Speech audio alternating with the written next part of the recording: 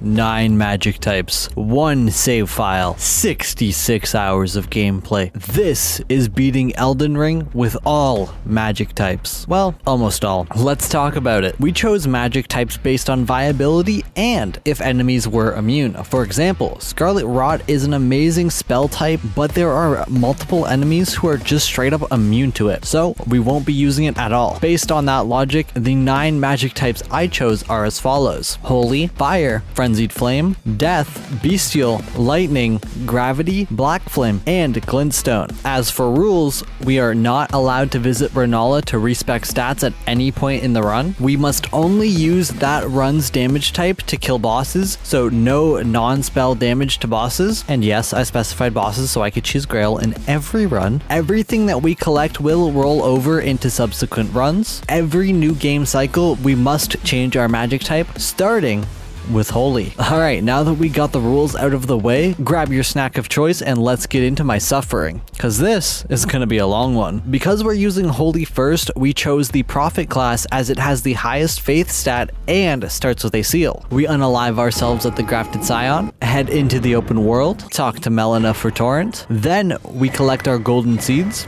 sacred tears, memory stones, and Dectus halves.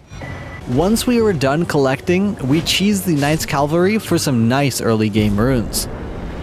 After that, we go pick up the Flail in Limgrave so we could bleed cheese Grail. Once she was dead, it was time to head all the way up to Altus, as currently we don't have any holy damaging spells, which, you know, is a problem. In order to get our first damaging spell, we need to complete Corrin's quest. We first speak to him at the round table, which causes him to move to Altus. We then go visit Goldmask. Friend? We then report back to Corrin to inform him of the Goldmask's existence. He then heads over to Goldmask with a updated shop, which means he now sells the Discus of Light incantation, which will be our main source of damage, and we don't have the levels. Alright, time to go around and pick up some runes from these graveyards so we can afford to use the spell. Now it was time to grab another spell located in Altus. This one is held by the Golden Beetle and gives us the protection of the Erd Tree. We then pick up the Golden Order Seal, which gives us a 10% boost in Golden Order incantations. We scoop up the Golden Vow spell in Mount Gelmir, and now it was time to take on Margit. Alright, let's see how much Oh, this is gonna take a while. I had to try to make it so it hits twice. I don't know if I have enough FP. Oh no, it takes no FP, never mind. We're fine. It's just gonna take a long time. For these fights in the first playthrough, I will mainly be talking about my positioning and any strategies we will be using throughout the playthroughs. In this fight, we mainly are getting a feel for Discus of Light and trying to keep our distance to spam the great Holy Frisbees. Speaking of Holy, the reason why we chose Holy as our starting magic is because it is usually deemed the worst magic type. So if we can get this out of the way early, then we should have an easier time with the rest of the run. At least that's how it was supposed to go. Did it go that way? We'll find out. Anyways, my favorite thing with the Frisbees is the fact that they have a chance to hit twice, once on the initial hit and once when it comes back to you, which is super cool. Oh, we're so close. I can't attack first because whenever I do... Wait, okay, that time he didn't. But whenever I attack first, he throws his knives. Yeah, like that. But he's usually quicker on it. There we go. Oh, this is going to be a long challenge. Now it was time for Godric. Unfortunately, we'll be stuck with this disc for a while, so we gotta learn how to use it properly. These things got really good range when they're not hitting the tombstones. Look at that. We're straight chilling. And because Godric has a bigger arena, we use spacing to deal the most amount of damage, as most of his attacks are slower and have a windup to them, so we can stay a safe distance away, hit him with the disc, and most times it'll give him a nice double hit. Phase 2 is a similar story. We initially rush him to get our free damage in, but after that initial damage, we go back to playing our distance with our disc, although we can't get too far away due to the shorter range of the disc. But that doesn't matter too much, as Godric is easy at the end of the day, and we take him out with no problems. So far, so good. We then head into Raya Lucaria to get some new armor. Now we have enough levels to properly wield the Golden Order seal, so we head over to Iji and level it up. After that, we head over to the Purified Ruins to pick up the Two-Finger Heirloom, which gives us +5 faith. Now it was time to make our way over to Radahn. We immediately start this fight by running backwards, causing him to temporarily despawn, which loses his bow aggro, causing him to charge at us instead. And in this fight, we are going to be staying on horseback, as it was the most efficient way for me to deal damage without taking any in the process. Phase 1 was relatively easy, as we took our dog Radahn for a walk around the arena until we got him into phase 2. With this phase, we have to be a little bit more careful, as he has some attacks that will just one-shot us. But we stay on horseback and we throw some more frisbees until this happens.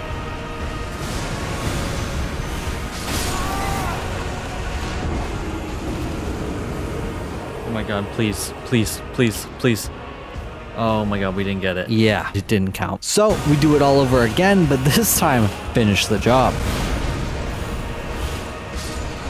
Let's go. We then make our way underground, quickly bully the Mimic Tier, pick up the Finger Slayer Blade, and upgrade our seal even more. Now that we have the Finger Slayer Blade, we trade it to Ranni for the inverted statue so we can head up the Divine Tower of Liurnia. This side quest was just so we can grab the Stargazer Heirloom, which gives us a +5 in intelligence. We then head over to the village of Albarnix to grab the first half of the Haligtree Secret Medallion. The reason we're picking this up is because in our first playthrough, we want to open up the whole map so we can grab all of our spells we'll need for all of the other playthroughs. Speaking of spells, we head over to the round table to speak to D, then visit Gurranq, then revisit D, and this time he wants to sell stuff to us, so we purchase the Litany of Death. Let's go! A new spell! Surely this thing isn't bad. Now it's time for the Draconic Tree Sentinel. We buff up and start tossing frisbees. We do a good amount of damage before he's even able to react to us. After that initial attack though, this is very much a classic DTS fight, with us struggling to find openings to get hits in. The best times for us to attack are after his lightning attack in phase 2, or when he charges at us just because the discus is so quick to fire off, but overall, we struggled quite a bit, but eventually we do put the DTS to sleep.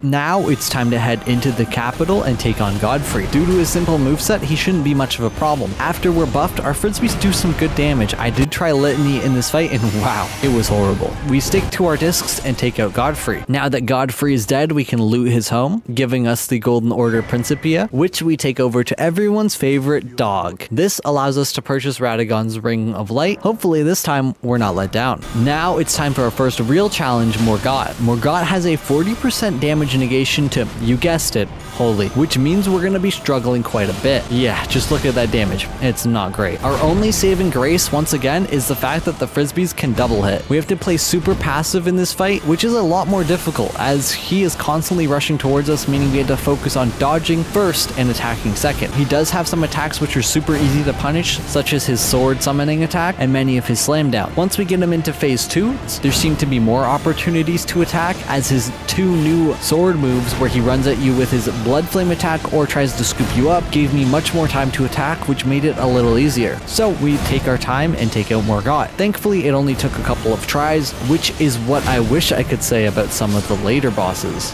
Oh, dude, I had no healing. That was so close. We get gifted the World Medallion, so we make our way over to the mountaintop of the giants. Along the way, we pick up the Flame Drake Talisman +1. Before we take on the Fire Giant, though, we're going to stop at Castle Sol for a few things. First off, we're going to pick up the Cerulean Amber Medallion +1. Then we're going to take on Niall because we want that secret medallion half, and he's guarding it. We start out the fight with Radagon's Ring of Light to hit all 3 of the enemies for a good amount of damage. We then start to kite and try to isolate the knights. It doesn't work out how I wanted, but we still take out the more aggressive double sword knight, and now we can just kite the shield knight. This knight is a lot easier to deal with, so he was no problem. Now that we have Commander Niall alone, we can spam Discus as he attacks very slowly, leaving a lot of startup time with his bigger attacks, giving us a lot of damage. And it's not just his startup time, his recovery time is just as long and allows us to get in free hits. We repeat the cycle until we take out Niall. We then pick up the second half of the secret medallion and immediately head over to the consecrated snowfields. While we're here, we pick up the Spell Drake Talisman +2, which will come in handy in a bit. Now, one of the reasons why we are here is because one of our spells is hiding in the Haligtree. So we light the flames.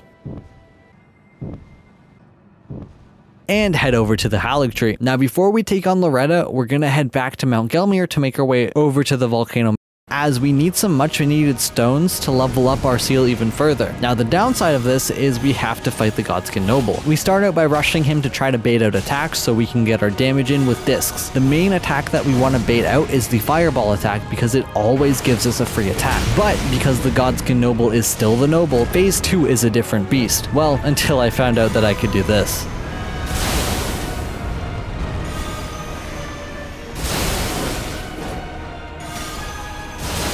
Now, with this in mind, I will actively try and get the Noble stuck on any pillar or wall that I could, which leads to his quick demise, giving us access to this Somber Stone 7. We then level up our seal to +9 and head back to the Haligtree to take on Loretta. First, we buff up with the real MVP of this run, Golden Vow. And unfortunately in this fight, there were no good uses for Radagon's Rings of Light, so this is another mission for Discus. This fight can be tough, but we're doing good damage of around 300 per hit and 600 if I get lucky with a double. Because the doubles aren't reliable in this fight, because she loves to hippity hop on her horse, but she does have a lot of openings, so overall this fight was nice and easy, only taking us 2 tries. Fights don't get any easier. After that, we hop down and use this Stone Sword key to gain access to triple Rings of Light. And finally, we can make our way over to the Fire Giant. This is a key boss in all of our runs. If I struggled with the Fire Giant, I was most likely going to struggle with the upcoming bosses. But if I clear this fraud, then I won't struggle with the other bosses. Discus again will be the carry of this fight, and once we expose his ankle, we are doing a fat 600 damage per hit, and a lot of the time we're getting a double hit just due to the fact that the Fire Giant doesn't move a lot. We just stick to his ankles and follow him around like a lost puppy until eventually we push him into phase 2. We use this time to buff up and toss even more discs, but this time at his hands. Now that we don't have easy access to his ankles as a weak point, we are doing no damage. We mainly aim for the eye because if we can stay out of range of his hand attacks, then we can hit the eye quite easily. But whenever we couldn't hit the eye, we were doing such little damage and he was doing so much damage back. Eventually, we ended up playing it good enough to defeat the Fire Giant, but it took a while. Now it's time for the Godskin Duo. Alright, this is the one fight I was worried about, so let's see how it goes. And this arena seems to have a lot of pillars. You know what that means. Radagon's Rings of Light are going to carry me. Not only does it do good damage alone, but it can hit both of them, which technically is like doubling the damage, which is so good. We even found out that we can throw discus through these pillars, which I did not expect at all. We target the big boy first because we can get a lot of free damage in when we get him into phase 2, especially when he goes for his roll attack, as when he's stuck on the pillar, the Apostle gets very passive and doesn't want to interfere, which makes it super easy to get all this damage in. Once we take out the first one, we try to abuse the very easy openings of fireball attacks, phase shifts, and eventually when he summons his friend. We then focus on the Apostle to take him out, giving us a 1v1 with Big Boy, which nets us the most damage as he doesn't dodge as much as the Apostle. He brings the Apostle back, but luckily goes for his rolling attack, which allows me to melt his HP down to 0, giving me a final 1v1 situation with the Apostle. Not a favorable matchup, but it was over for him when he decided to summon his friend back. GG to the Godskin Duo. Oh, please. Oh. Okay.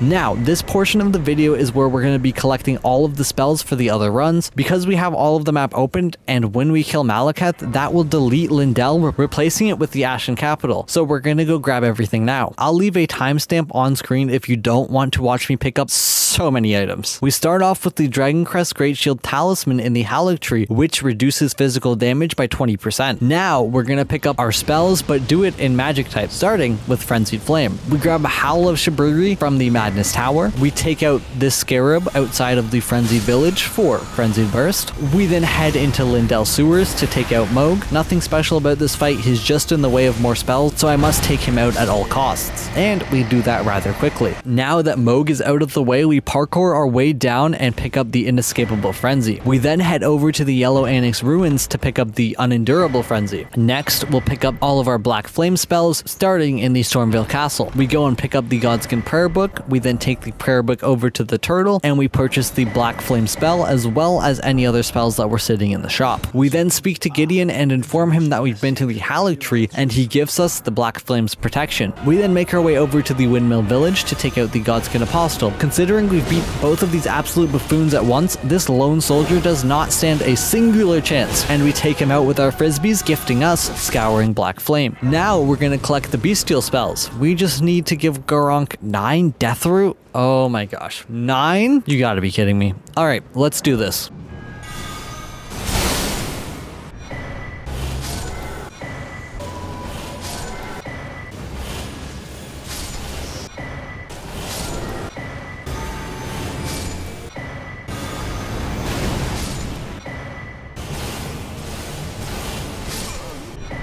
Alright, now we just gotta give these to Gurranq, and he only gives us half of the reward? I honestly thought it was bugged or something. I was unaware that he has to get mad at you, then you gotta teach him a little lesson, smack him around a bit, then he calms down and gives you the rest of your rewards.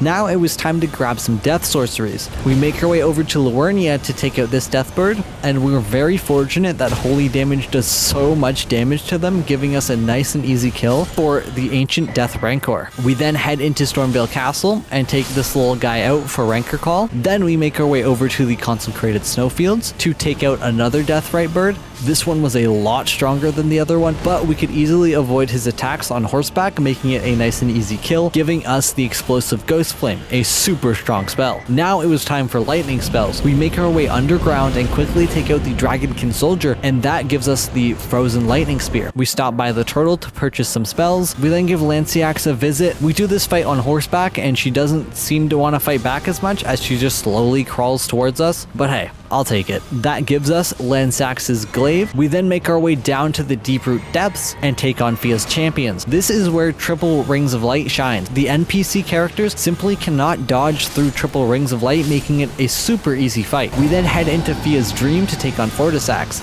This fight was a little annoying, but because we could target the head of the dragon, which deals bonus damage, it made it doable. We just try and keep our distance, dodge any incoming lightning, keep an eye out for the Death Blight, and of course throw some more discs until we take out Fortissax.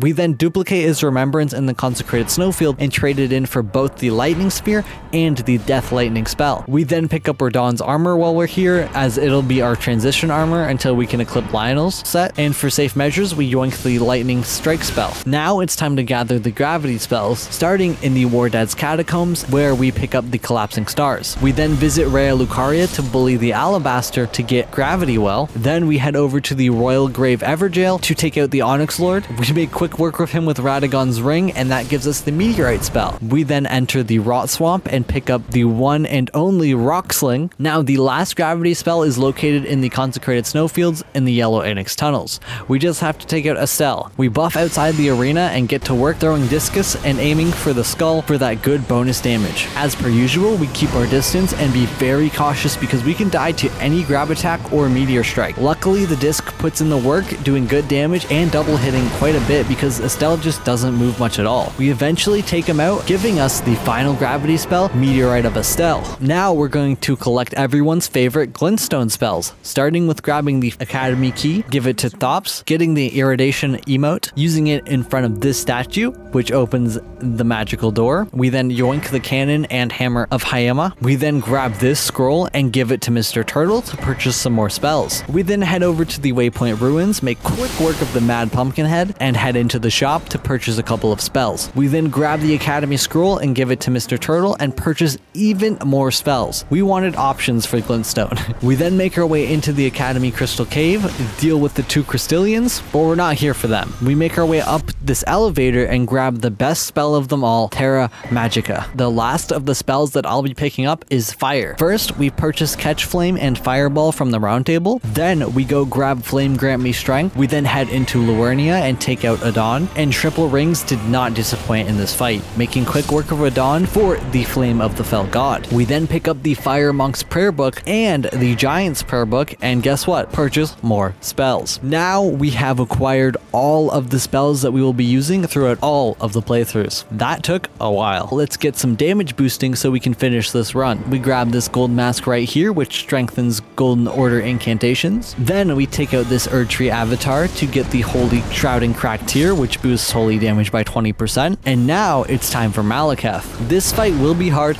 in every playthrough. The Death Flame is just too good. We start off by kiting the Beast Clergyman. This took a while to get down as we just have to dodge through all of the rocks and time our frisbees just right. We don't do a lot of damage to the Clergyman, but because we can cast between his hits and not get punished for it, we're fine for phase 1 to beating out the Beast Clergyman in no time. Now it's time for the big dog in town. For this, we're going to be using triple rings of light, and it's because they're so damn big, they will always hit Malekith. When I was first trying this fight and I used Discus, it would just miss 90% of the time. He moves too much, so it just wasn't worth it. Triple discs take a lot more FP, but it's consistent damage. I've learned Malekith quite well, so I was able to find the consistent openings until we run out of FP. Remember when I said it took more? Yeah, it took a lot more than I expected. So we're stuck finishing out Malekith with the single disc, which we miss a lot of the time, but it takes no FP to use, so we finally get the job done and take out the big dog. Oh my god, dude. That took so long. Holy sucks so much.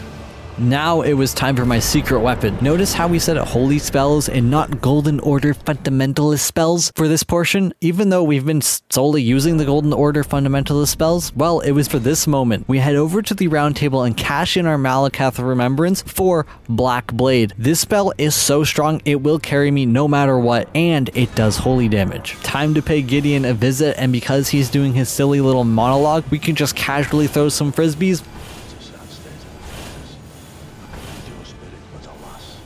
Yeah, well that was easy. On to Godfrey. We hit the buff, head in, and toss some frisbees. This first initial phase is very simple, as base Godfrey has a lot of openings in his main attacks. The stomp is very easy to get out of, and very easy to space out properly to get that damage in.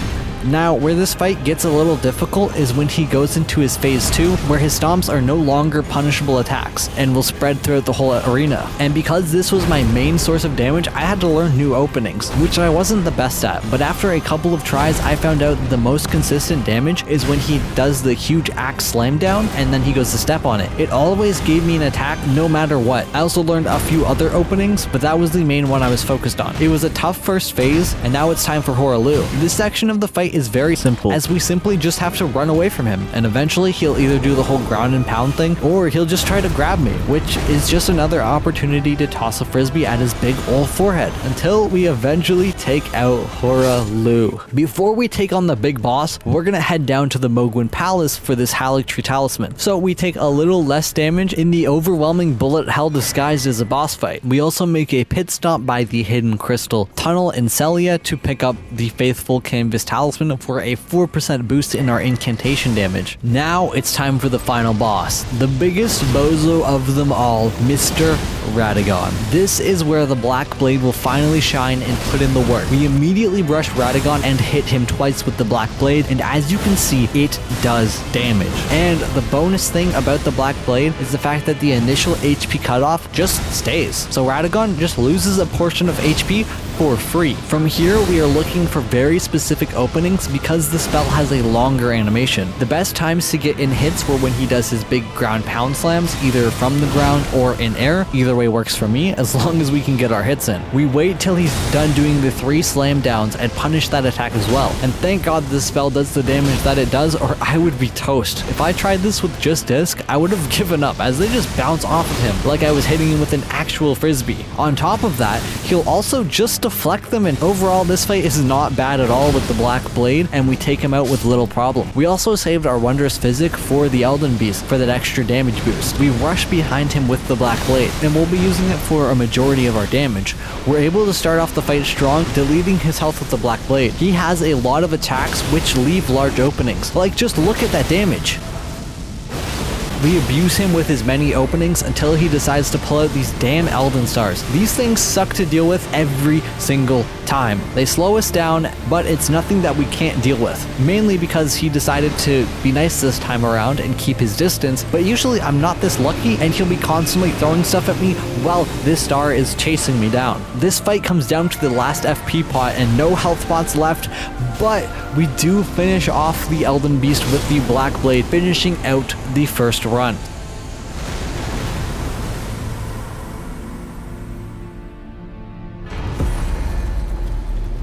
Yeah, that's right. This is a tier list video disguised as a challenge video. And for reference, S tier will be easy mode. I don't have to think, just spam spell and win. A tier has great spells with good variety, but I still have to pay attention to the game. B tier is good spells, but I have to lock in and really sweat it out. C tier are mid spells, and I am struggling to win. D tier, dog shit. Don't use these spells, please, for the love of God. C tier, it was underwhelming with only having a couple offensive options. It was also difficult in new game, not even ramping it up. I struggled a lot just due to the fact that most bosses just resist holy, so I just don't find it that good. All right, let's get into the next run. The fire run. We unalive ourselves at the Grafted Scion, head into the open. Wait a minute, we've already done this. All right. Time for Margit. Now from this point forward in all of our playthroughs, we're just going to be highlighting the difficult fights and when we have unique use cases for certain spells. Margit will also be our resident testing grounds for our spells. We end up testing out our O Flame, which does decent damage, has the advantage of a super quick cast time. We test out our Giant's Flame Take Thee, aka the big fireball, and it does great damage. We test out the not so great Flame Surge, and I realize early on that it's not going to cut it for the run. We also try Burn O Flame, which does great damage. The only downside being the startup animation takes quite a while, but it is worth it if you can get it off safely. And we in fact finish Margit off with this very spell. Onto Godric. We made quick work of his first phase using the fireball attack, and in phase 2 we use a mix of Burn O Flame and Catch Flame to take out Godric. Like I said, from now on things are going to be a little bit more speedy. We got a lot of game to cover. Next on the hit list is Renala. O Flame ended up putting in the work for this fight. In phase 1 it does an overwhelming amount of damage, going crazy on the sleepy EP Renala, but in phase 2 it was even better due to its staggering potential. Anytime that we would stagger Renala, it would stop her from casting, making my life easy. And we end up cooking up Renala, giving us the second great rune that I need to get into the capital. Speaking of the capital, it's time for the Draconic Tree Sentinel. This guy was a little tough as he does have fire resistance, which makes it harder for us, you know, being fire. But when in doubt, fireball it out. And that's exactly what I did. It was the hardest fight so far in this playthrough, and that scares me for what's to come. Anyways, we take out the Draconic Tree Sentinel and head into the capital with little to no problem. And we make our way up to Godfrey, which my fireball just melted his small HP bar. Not much to say about this fight. I didn't have to use any brain power. 10 out of 10 fight, nice and easy. Morgott, yep, you guessed it. The fireball strikes again, doing a massive 800 damage per hit to Morgott, which is insane, by the way. It melted Morgott's HP as quick as a microwave cooks up a Pop-Tart.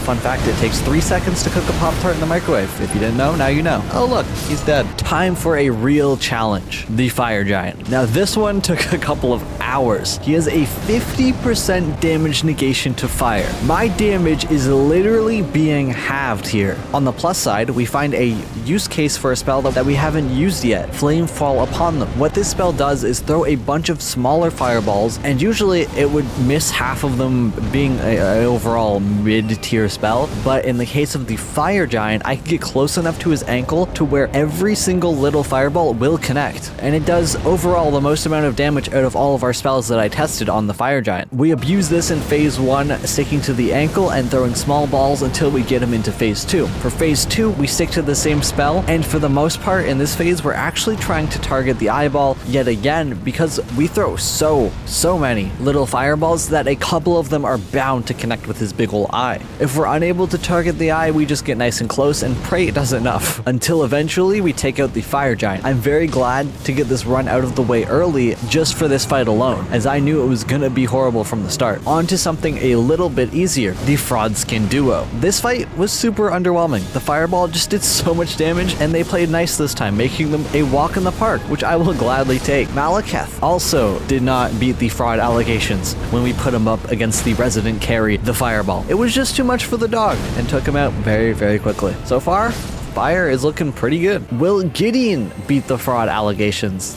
No. The answer is no.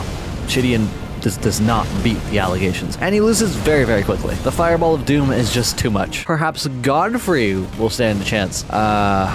Spoilers. He did not. Him and Hoaraloo both get owned by the fireball. Although I did get to use some more catch flame this time, so that was cool. But this fight went similar to the rest of them. He was just getting owned by fireball repeatedly until we take them both out. All right, on to the final boss. Now this will be hard in most playthroughs, if not all playthroughs, because I have to learn openings for all the different types of spells. For Radagon, O-Flame will be carrying us as it can punish all of the openings and is so quick that it doesn't get parried by Radagon. Doing a nice 600 damage per hit melts Radagon. And now it's time for the Elden Beast. We open up with Burn O-Flame on the Elden Beast, and we'll be trying to use this whenever we get the openings for it, because the damage to FP ratio was incredible, doing around 1500 damage per cast. I abused this to finish off the run, taking out the Elden Beast with little to no struggles.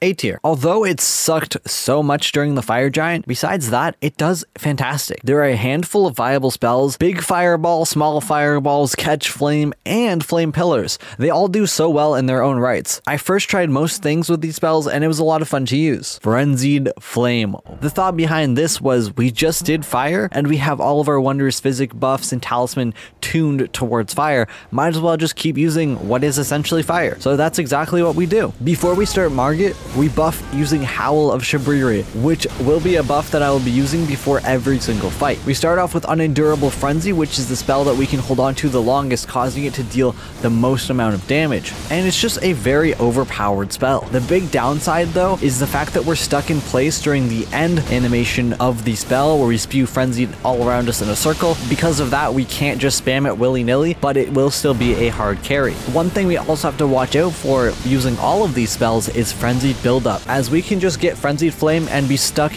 in the animation for like a good 5 seconds. The other spell we tested was Frenzied Burst, which is a quick laser shot out of the eyes, which does good damage, and it has the best range out of all of the Frenzied spells. Unfortunately, Margit did not last much longer and we end up taking him out. Time for Godric. Godric was absolutely owned by the Unendurable Frenzy. It just did so much damage to Godric, and on top of its crazy damage, Unendurable Frenzy does a lot of poise damage.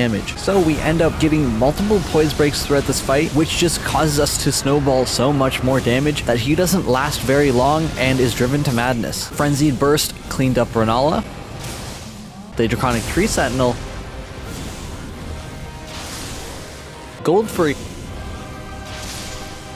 And Morgott. I honestly forgot that it went this crazy. Watching the footage back, this thing just owned all of them. On to the raid boss, the Fire Giant. We suffer from the same problem as last time, the whole 50% damage negation thing on fire, which still sucks a lot, but it's nice to get these struggles out of the way early on in our New Game Plus cycles. We use Flame of Frenzy for the first time in this fight, because it does the same thing that Unendurable Frenzy does, but it does it a lot quicker and doesn't have the end animation. We get nice and close to the ankle, let it all out, and it does some really solid damage. I was honestly impressed. We get him into phase 2 rather quickly and we just spam it some more. Again, this time we're just trying to hit that big ol' eye, but a lot of the time we're just firing it into his body, and because the raw damage isn't even bad for 50% damage negation, we end up taking him out a lot quicker than the last time, which is fantastic. The Godskin duo this time around actually caused some troubles. My main saving grace was the fact that Unendurable Frenzy hits through the big pillars, and due to that I was able to get off the full spell uninterrupted and safely cast it. It was super strong being able to do this and made the fight super easy, and we take out the Godskin duo in no time. If I didn't figure this out early on in the first playthrough, I would be doomed. Malekith was mostly the same from the fire run. The main spell we used this time was the Flame of Frenzy, which when timed right, you can get the full impact off, which does around 800 damage. We quickly phase shift the Beast Clergyman into Malekith and get super lucky with a poise break, allowing us to get some massive damage right at the start. We then look for the slam down openings to get in our Flame of Frenzy until we take out Malekith. Now we can use my favorite frenzied spell, Inescapable Frenzy. We give Gideon a good smooch to take him out. I'm just happy we were able to use this spell at all. Godfrey was another one that I ended up struggling with. We heavily rely on the Frenzied Burst in this fight, as it is the only quick spell to deal with Godfrey Stomps and Hoaraloo as a whole. We just kept our distance and owned with the Frenzied Burst, which ended up taking them both out. out. Once again, we meet Radagon, and yep, it took a long time. The main spell we're using during this fight is Flame of Frenzy, as it does good damage,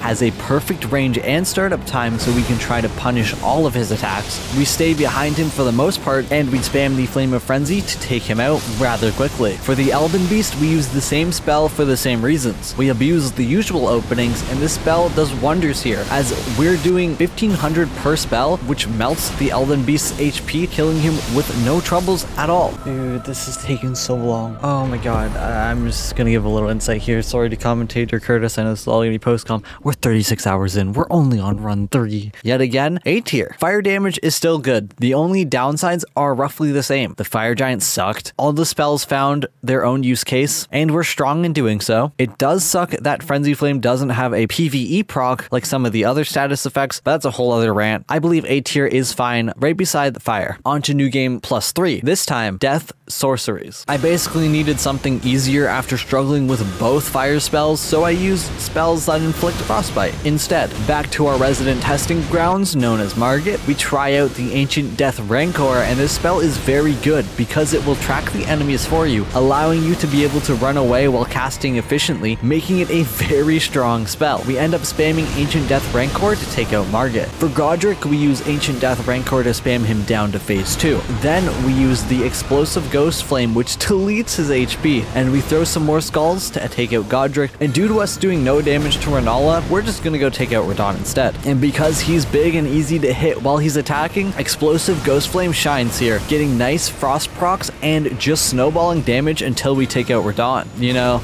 this class seems like the perfect one for a boss killing music montage. Let's do it.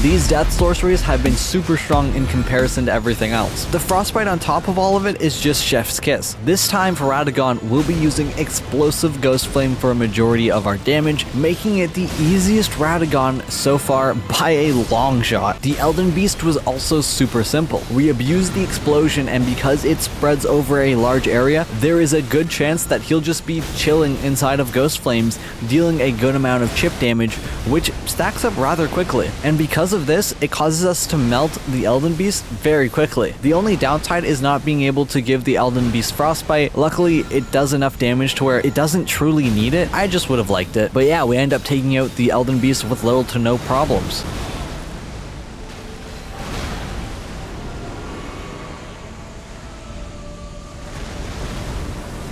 And our first S tier. This magic type is super strong. Frostbite is so overpowered, and the spells cover any enemy. For the bigger guys or slow moving enemies, use your explosions. For the aggressive enemies, oh, you can just kite forever with Rancor Call without having to think, because it auto tracks enemies. The only downside is that there wasn't a huge variety in spells, but with everything dying super quickly, even in New Game Plus 3, it doesn't really matter. I had a lot of fun with the spells, and I'm a big fan of Ghost Flame in general. I think it is rather deserving. Alright, next run. Bestial spells. These spells are tough. There are only a handful of spells, I believe like 5 total, and only like 2 or 3 of them are actually viable. We got the main spell that we'll be using, Stone of Garunk, which is equivalent to a fireball spell. Like, we tried out a few other spells during Margit, but they just weren't cutting it. Maybe in the first run it would have been viable, but at this point in the new game cycle, all of these spells just kind of suck for damage. We end up tossing stones to take out Margit, Godric,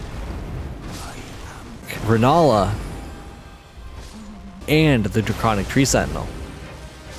This one rock throw is single-handedly carrying this playthrough. Who knew that rocks to the face are super effective? It made quick work of Godfrey as well, carried us through most of Morgott, but I ended up finishing him with the Claw. It has low damage, but it was just something different to use than just throwing the rock over and over again. One of the saving graces, which I haven't been showcasing, has been the Beast's Vitality spell, which recovers your HP over time, which can be super clutch. It allows me to put more pots into FP because I can passively regen HP during the fight with the spell, but none of the other damaging spells compare to the stone. The stone was just so good that it only took one try to take out the fire giant. Usually this dude takes a couple of tries minimum, mostly because I suck, but that's not here nor there. All that matters is the rock took him out first try. Godskin Duo wasn't much of a challenge either, mainly due to the fact that this spell flows so well into itself, making it seem like you're throwing a flurry of rocks, and it just overwhelms the Godskin Duo. And that's okay,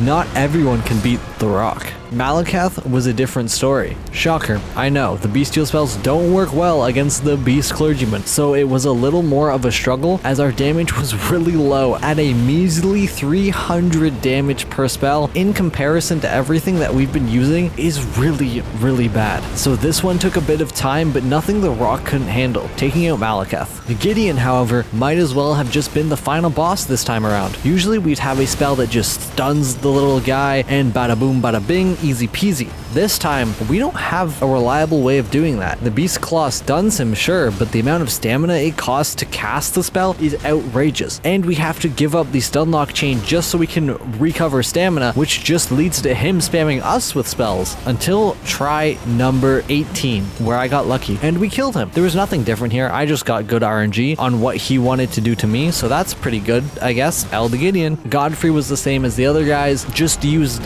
the same openings and threw rocks, taking him out in no time. Horalu suffered the same fate, and we took him out as well. Now, Radagon was a different story. We're doing such little damage, so naturally we have to use a lot of FP in this fight, but I am bad. So, I usually have around 7 healing pots, and I think the run that we beat him, we only had like 5 to use, which might not seem like a, but when you're doing these fights over and over again, it messes with you so much. You're like, okay, I can take this hit because I know I have this. Wait, there's no healing. So it took a little bit to adjust to, but we do get a good run after 3 hours. Yeah, 3 hours of fighting the same boss over and over and over again. You can see why this video took so long to finish. We take out Radagon with the rock. Elden Beast, same strats we've been using thus far. The big bonus for the beast is the fact that we now do 500 damage a hit instead of our lousy 300 that Radagon took. And if we get lucky, we might get a poise break here and there, which does allow us to melt his HP. The Elden Beast is a lot easier for me to fight than Radagon just because he doesn't parry. So I didn't have too much trouble taking out the Elden Beast with little to no potions remaining. Whereas Radagon, I struggle a lot.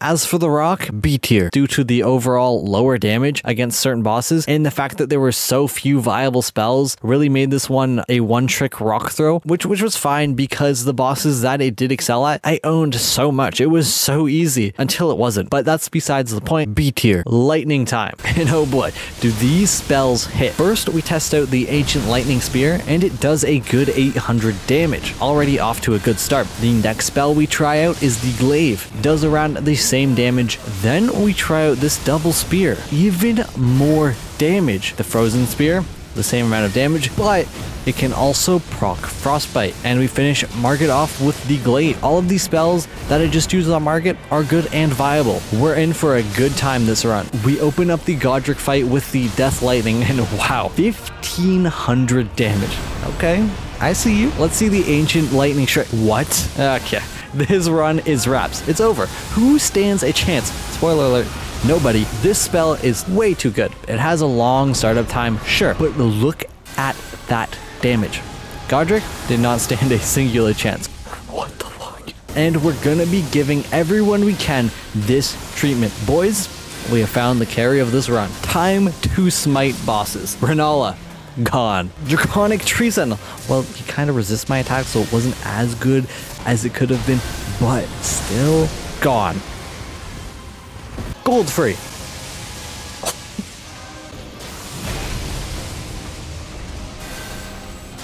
Gone. Morgott.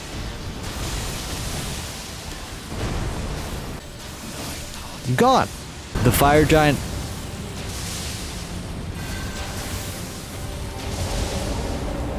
You guessed it. Gone. Yeah, even you, Godskin Duo, your pillars are your downfall. Gone. Malakath.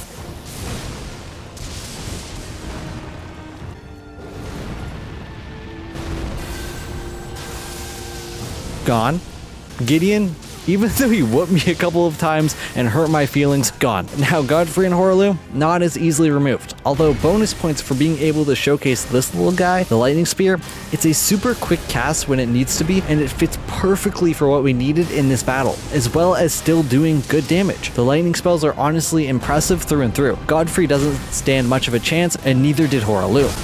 For the final boss, our savior is the Ice Lightning. Just because the lightning travels through the ground, which means it cannot be parried, plus it gives frostbite, which fortunately for us, Radagon isn't immune to. So it just absolutely melts him, not much of a problem there. Now for the Elden Beast, we go back to the good old reliable Ancient Dragon's Lightning Strike to murder the giant fish, and it does amazingly, taking him out. S tier. There was a lot of variety with the spell type, and the damage it did was probably the best throughout this whole challenge. Lightning spells, clear, your favorite, don't care. They clear. Lightning, S tier. Gravity. For the spells, we have the big hitter in the Meteorite of Astel that we use in the start of the Margit fight, and it puts in the work. As for our main spell, it's gonna be the original GOAT of spells, Rock Sling. I've seen this spell carry so many players in their casual playthroughs. We end up finishing off Margit with the Meteorite of Astel. We open Godric the same way we did with Margit, and we rain down the meteorites upon him until he phase shifted, but we use Rock Sling in this phase to close it out. This is going to be a whole lot more rocks to the face. Renala, we feed some rocks to take her out. The only problem with her is that she's so lanky and not big enough for the whole rock sling spell, so there's a chance that out of the 3 rocks we throw, one will just miss, which makes it take a little bit longer, but besides that, nothing special here. Renala, not a problem. We take her out just fine. Time for another rock montage. Draconic Tree Sentinel, more like rocks to the face. Goldfrey, also got the same treatment. Morgott, a little tougher because he loves to be so aggressive, but after a couple of attempts of figuring out my timings with him, he was taken out as well. The Fire Giant, this guy was a lot more tough. He took a couple of tries, but this is where Meteorite of Astel really shines. And look at it, it's doing a majority of the damage. First phase is mostly Rock Sling on the ankle, but once we get to phase 2, it's all or nothing with the meteorites, and we take out the Fire Giant. Now, I was hoping I could use the pillars to my advantage with Meteorite against the Godskin duo, but we were not that fortunate. It actually blocks the incoming meteorites, so the best call to action was more Rock Sling, and it worked wonders as per usual, taking them out clean. Malakath wasn't that bad this time around because, well, Rock Sling is just super strong, and that's all it comes down to. It carries yet again. Gideon was easy peasy as Rock Sling, it just stuns him. So as long as we're constantly casting, there's nothing he can do. So that's exactly what we do. Taking him out.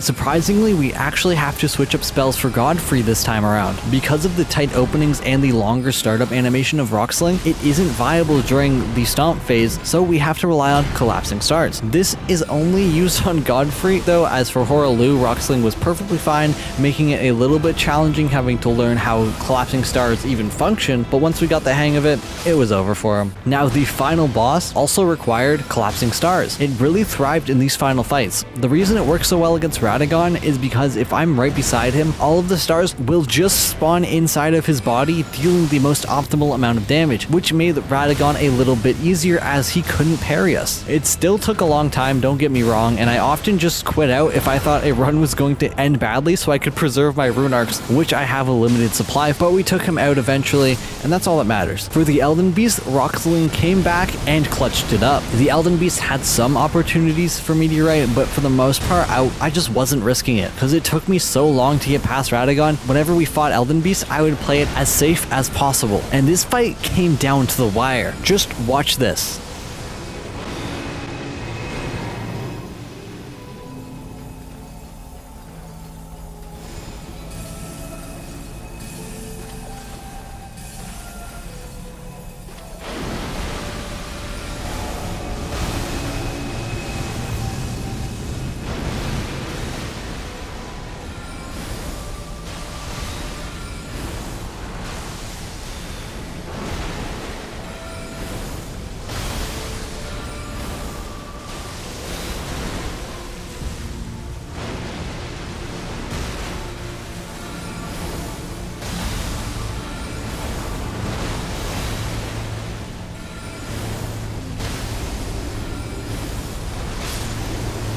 You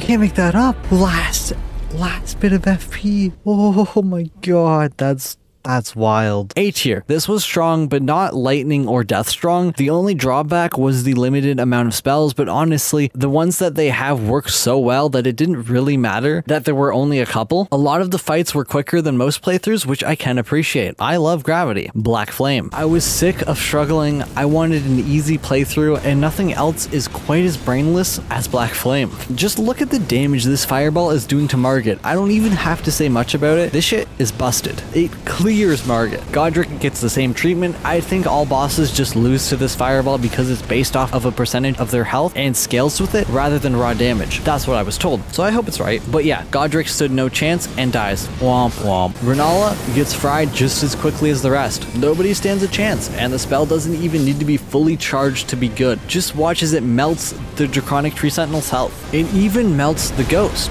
The Ghostbusters got nothing on Black Flame. It makes them look like they don't know what they're doing out here. Look at it. All right, I'm running out of things to say here. Music montage.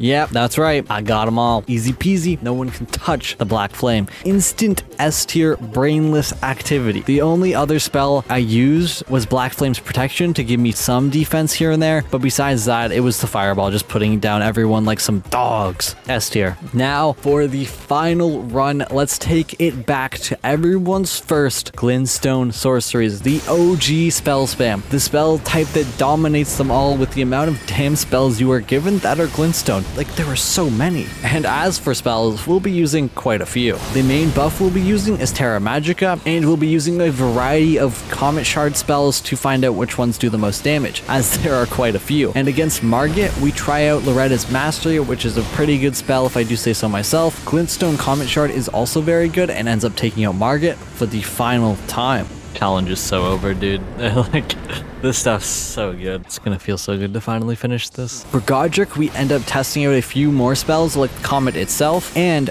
Great Glintstone Shard. Just seeing which ones do the most damage, as it's been a while since I've used these spells. We phase shift super quickly and go in with the Gavel, although it's a little underwhelming at this point in the game, and Comet Shard can just carry us through the rest of the fight. Now, because we're using Glintstone, Renala is off the table, as we are not struggling like that. So we head over to Radahn. We start out with our Loretta Bowshot, as we start most fights off like this because you're easily able to get it off at the beginning of the fight without getting punished for it. Although the brunt of the work is being carried by Glintstone Comet Shard, which takes out Radahn for the final time. We then proceed to make the Draconic Tree Sentinel look like a joke and do a good amount of his HP before he even looks in my direction. Laughable how easy Glintstone is. It makes me feel like a god after all the struggling I've been through. Glintstone Comet Shard also sits down Godfrey, and honestly, I kind of feel bad for the guy, as he just got bullied 8 times in this video, and for what? Existing? Anyways, Morgott time. For Morgott, we entered the arena and immediately quit out so we can have a good spawn, and so we're not right next to him, and that's all we need. He never even makes it to us. He just dies from our super strong spell spam, which is crazy.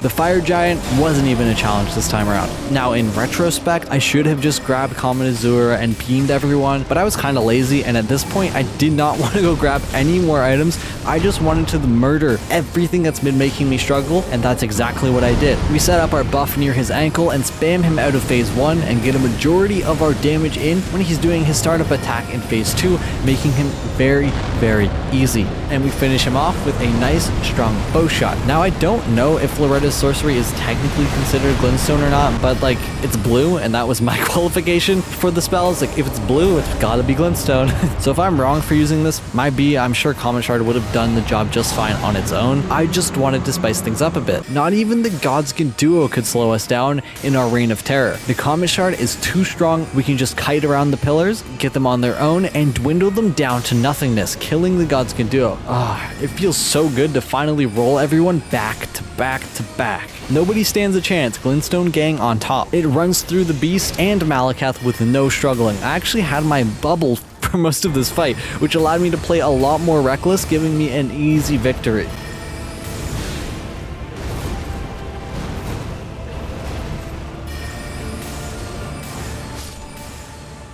Gideon is also laughable just because Gavel of Haima sits him down, and I can just go to Pound Town, hammering away on the floor and keeping him down like the dog he is. But unfortunately, he ends up getting out of it, and we have to finish him off with Comet Shard, but yeah, it was fun while it lasted. Godfrey at this point is deadly and will one-shot me with some of his attacks, even though I have around 250 levels total and invested like a solid 50 or 60 into Vigor. It doesn't matter, he will just one-shot me. After realizing this, I play a little bit more careful, but stick with the tried and true Glintstone Comet Shard. And when we get to Hoaraloo, it becomes even easier as this bozo takes 1000 damage per Comet Shard. That's a lot of damage. Not much else to say. At the end of the day, we're just better. Here we are, the boss fight of all boss fights, the final fight of this video to slay Radagon and the Elden Beast one last time. Can we do it? Was it worth it? All the pain, suffering? Probably not, but here goes nothing. We got owned a lot, but we finally had it down to a strat. We'd summoned Terra Magica at the beginning, and the main goal is to stay within the buff and bait Radagon over to us so we can fight on top of it, so we can still get our boosted attacks off for the first half of the Radagon fight. From there, we go for our regular openings with Comet Shard, because it's all we need to carry us to the end. We are only using fully charged Comet Shards for maximum damage